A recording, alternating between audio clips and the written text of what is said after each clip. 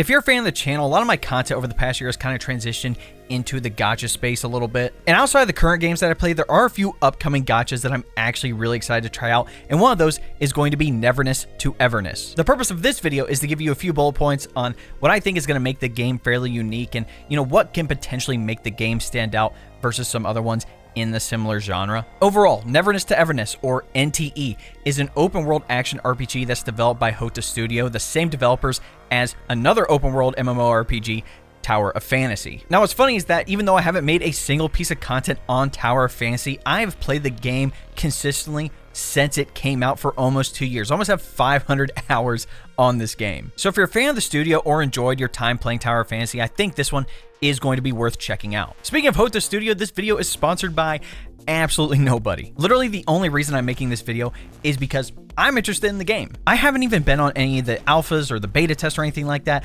All I've seen is just videos of the trailers and some of the combat, and it just interests me.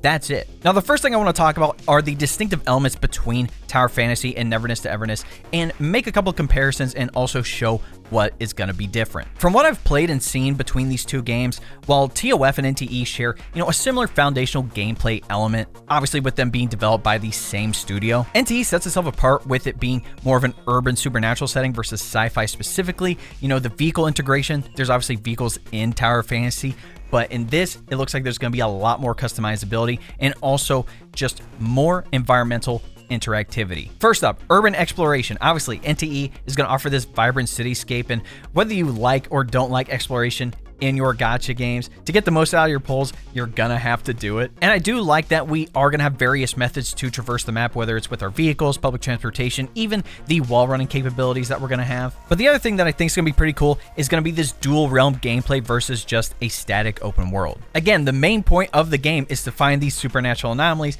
go inside, and fix them. So it's not only going to be cool to see our characters differ between these two roles with their roles, their powers, and their personalities, but it's going to be interesting to see how our actions in one realm affect the other, altering enemy behavior, the terrain, even time flow according to the game. And the game has been boasting about how it's going to have minimal loading times, and with how big the map is, with the dual worlds concept, the better we can make that, the more fluid exploration experience everyone is going to have. Number 2, how the combat is going to work. If you're someone who likes the elemental combinations with Genshin Impact, we're going to have a similar thing here. I know I said I was done with the comparisons, but with Tower of Fantasy, it seemed that you had a heavy focus on one elemental type of team, but with NTE, it utilizes a 4-character party system, allowing you to switch between all those characters during battle, and each one falls under a certain elemental attribute. And with the Esper Cycle mechanics, some of these attributes actually synergize with each other, which will allow for very powerful attacks, so that adds kind of a little bit of depth and strategy to certain encounters that we're going to have to face. On top of that, it looks like there's going to be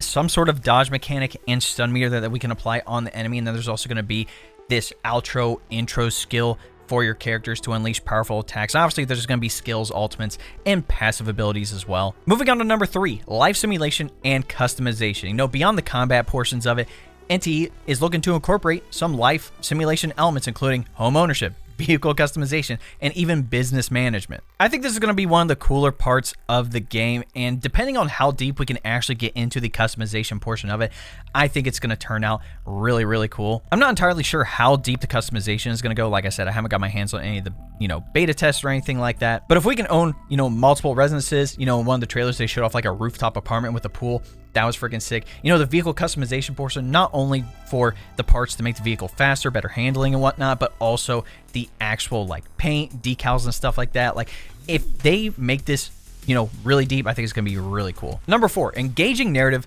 with a lighthearted tone. From what I've heard about the story, it kind of breaks away from those traditional serious tones and embraces, a lighthearted comedic approach. And I'm totally fine with that. If you tuned into any live stream of mine, you know that I hate leakers. I hate seeing leaks and stuff like that, especially when it comes to the actual story content of it. So even if it is, not as serious as other games that I've played before, I think it'll be refreshing regardless. Number 5, cross-platform availability with high-quality graphics. This game was developed using Unreal Engine 5, which I've heard has its ups and its downs, but with NTE being developed on this, we're going to have stunning visuals with ray tracing and DLSS support. The game's going to be available on PS5, PC, iOS, and Android platforms, and with me being on PC, you already know I'm going to be cranking up the graphics quality up to as high as I can without absolutely overcooking my PC. Number 6, something that I find unique but also mildly concerning is going to be the gacha mechanics. In most gacha games, summoning is mostly based on random chance with fixed banners with the time that they're out, but NTE uses a quote-unquote fate tree gacha system where it's actually influenced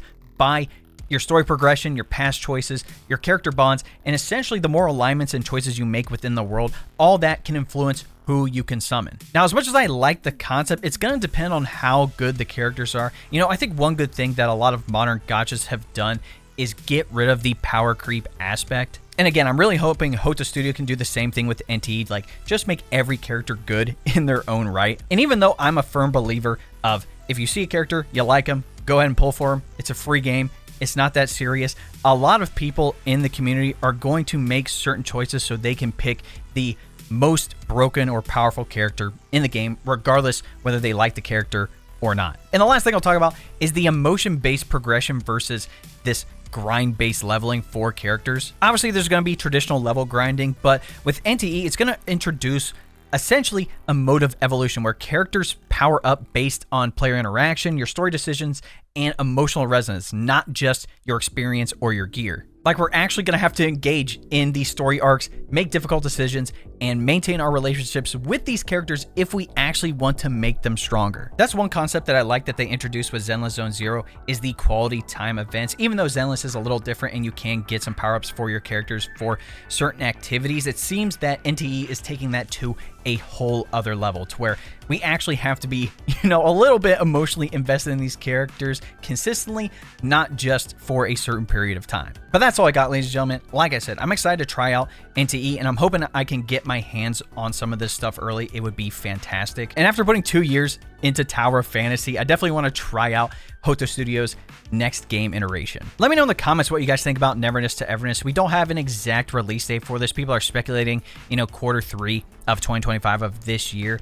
Like I said, it just got greenlit for licensing in China, which means they want to get this game out as soon as possible, I assume. In any event, if you enjoyed this video, be sure to drop a like on it, subscribe to the channel, and turn on that bell next to notifications so you don't miss out on any other videos we have dropping here on the channel. If you didn't know, we live stream here on YouTube and also over on Twitch. That link will be in the description. And also, if you want to flex any of your gacha pulls in any of your games, be sure to join my Discord community. That link will also be in the description. We're also talking about a variety of other topics, including other games, PC tech, anime, and more. Lastly, if you want to help support the channel even more, you can look into becoming a member. Now, if you don't know what a membership is, it's essentially like a Twitch subscription, but it's actually cheaper than one. You're going to gain access to exclusive emotes, monthly badges, and early access to all of my long form videos. So if you'd like more information, all you have to do is press the join button next subscribe, and I'll give you a rundown with all the details you need. All right, ladies and gentlemen, it's Benny Boy. We'll catch you in the next video.